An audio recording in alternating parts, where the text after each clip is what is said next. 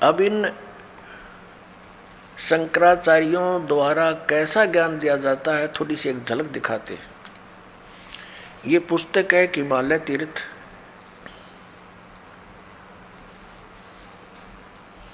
JP Namboori इसके ये लेखक हैं। हिमालय तीर्थ जेपी नंबूरी, उप मुख्य कार्यकारी, श्री बद्रीनाथ केदारनाथ मंदिर समिति,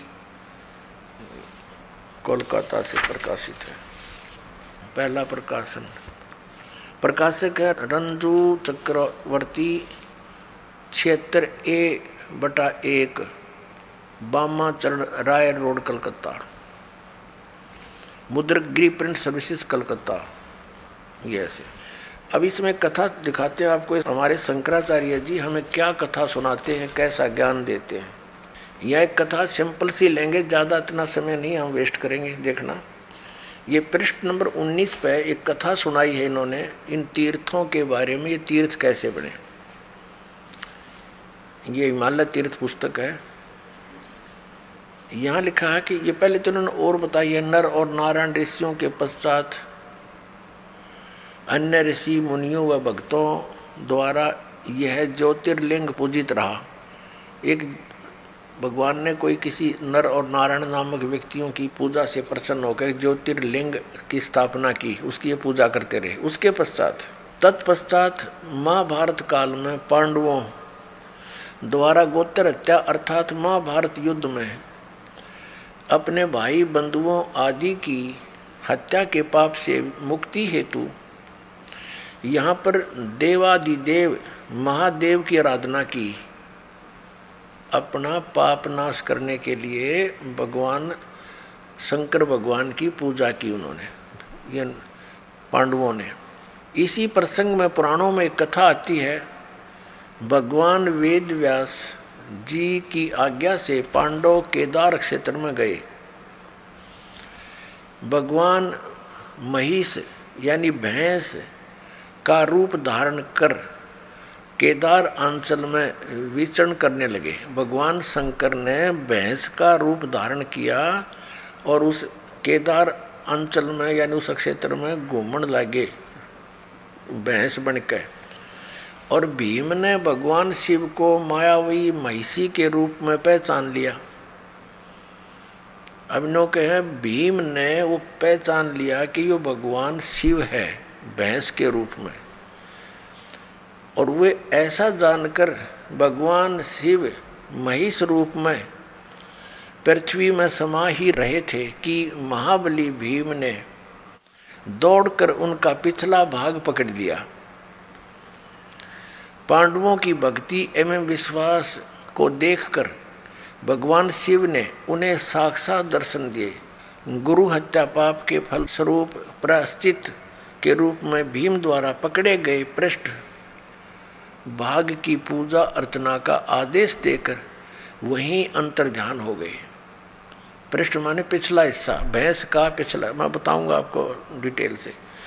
पृष्ठ भाग ने शिला का रूप धारण किया, पत्थर बन गया फिर पिछला हिस्सा। अब ये क्या कहना चाहते हैं कि जब इन पांडवों को श्री कृष्ण जी ने आदेश दे दिया था कि तुम्हारे ऊपर एक भयंकर पाप है, जो महाभारत में तुमने बंधुघात किया, गुरुजन मार दिए, कितना अत्याचार किया, इसके मोक्ष के लिए तुम हिमालय में जाओ और वहाँ तपस्या करो अंतिम श्वास तक। तो क्या कहना चाह रहे हैं ये लेखक कि पांडव वहाँ पर अपना वो भक्ति कर रहे थे, तपस्या कर रहे थे, साधना कर रहे थे। भगवान शिव आगे वहाँ पर भैंस रूप धारण करके अन्यों के भीम ने पहचान लिए और भीम दौड़ा तो भगवान शंकर समझ गए उसको, इस कारण से वो पृथ्वी में समान लग गए। और फिर केवल पृष्ठ भाग यानी पिछला हिस्सा शेष रह रहा था पृथ्वी में जानते। महाबली भीम ने पकड़ कर डांट लिया कसूती तरह, और वो फिर इतना बार रह गया, फिर वो पत्थर का बन गया।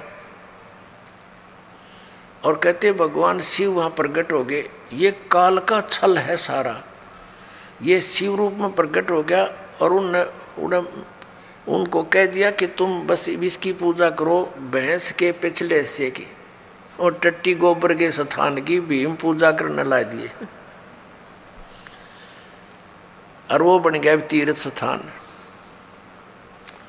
वो टट्टी पेशाब के पोर्शन का नो कहीं तुम इसकी पूजा करो, और वो तीर्थ बन गया हमारा। क्या देखिए फिर पढ़िए, ये समझ में आओगा। भगवान वेद व्यास की आज्ञा से पांडव केदार क्षेत्र में आए। भगवान महिष यानी भैंस का रूप धारण कर केदार अंचल में विचरण करने लगे। भीम ने भगवान शिव की मायावी महिष के रूप में पहचान लिया, शिव को भैंस के रूप में पहचान लिया। वह ऐसा जानकर भगवान शिव महेश रूप में पृथ्वी में समा ही रहे थे कि महाबली भीम ने दौड़कर उनका पिछला भाग पकड़ लिया। पांडवों की भक्ति व एवं विश्वास को देखकर भगवान शिव ने उन्हें साक्षात दर्शन दिए, और फिर गोत्र हत्यार गुरु हत्यार ये के फलस्वरूप प्रायश्चित के रूप में भीम द्वारा पकड़े गए पृष्ठभाग यानी पिछले हिस्से को की पूजा अर्चना का आदेश देकर वहीं अंतर्ध्यान हो गए। पृष्ठभाग ने शिला का रूप धारण कर लिया, पत्थर बन गया वो पिछला हिस्सा, तो पांडवों द्वारा पूजित हुआ। पांडव लाग गए उसने टट्टी पेशाब के पोर्शन ने पूजन ये भगवान, ये थे हमारे शंकराचार्य जी का ज्ञान। ये देखो ये काल का जाल है सारा। आगे फिर जो भैंस रूप में भगवान शिव थे, कहते हैं वो पृथ्वी में समा गए, समाने लगे, तो पिछला हिस्सा तो भीम ने पकड़ दिया, वो उड़े डट गया। अब आगे कौन कौन से पैर कहाँ गए, मुंह कित निकला जाकर उसका, ये देखियो। ये 19 पृष्ठ पे पढ़ रहे हैं हिमालय तीर्थ के। यहाँ आ गया अंतर जा रहा, और वो फिर पिछला हिस्सा पृष्ठ भाग यानी पिछला हिस्सा, ये पिछला भाग है भीम द्वारा पृष्ठ भाग जो है निशिला का रूप धारण कर लिया, और पांडवों द्वारा पूजित हुआ। पांडव उसकी पूजा करने लगे, फिर पूछड़ की, और तब से आज तक पूजित है। आज तक उससे की पूजा पर लग रहे हैं भक्त। महिष का अगर भाग नेपाल में जाकर प्रकट हुआ, ओहो और जो पशुपतिनाथ के नाम से विख्यात हुआ। अरे वाह देवताओं, कहते हैं उस भैंस का अगला मुंह सिर उड़ा निकला जाके कहाँ, नेपाल में। ओहो, महेश का अगर भाग यानी अगला हिस्सा मुंह सिर नेपाल में जाकर प्रकट हुआ, जो पशुपतिनाथ के नाम से विख्यात हुआ। अब वहाँ पशुपतिनाथ के नाम से मंदिर बन गया, लोग वहाँ पूजन लगे। ये इन हमारे शंकराचार्यों द्वारा दिया गए ज्ञान पर आधारित पुण्यात्मा वो साधना कर रहे हैं। महिष के अन्य 4 भाग कर्म से तुंगनाथ में बाहु, रुद्रनाथ में मुख, मद महेश्वर में नाभि और कल्पेश्वर में जटा। इस प्रकार केदारनाथ को छोड़कर महिष रूपी भगवान शंकर के अन्य 4 भाग केदार क्षेत्र में प्रतिष्ठित हुए।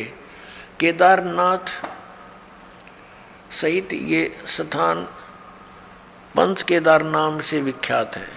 अब देखो नेपाल में पहुंच गया अग्रभाग, महिष का अग्रभाग नेपाल में अगला हिस्सा, और बाकी ये सारे भारत में रह गए। और वो नेपाल में जो पशुपतिनाथ की पूजा होती है, वह ऐसे इनके बनाए हुए ये अपना विधान है। देखो पुण्यात्माओं, हमने वो साधना करनी है जो हमारे पवित्र वेदों और पवित्र गीता में लिखी है। हम ये नहीं कहते कि ऐसा ना हुआ होगा। भक्ति मार्ग में कोई भी चीज़ असंभव नहीं होती, क्योंकि ये काल भगवान 1000 कला का भगवान है, सहस्र कला का और सहस्र भुजा का।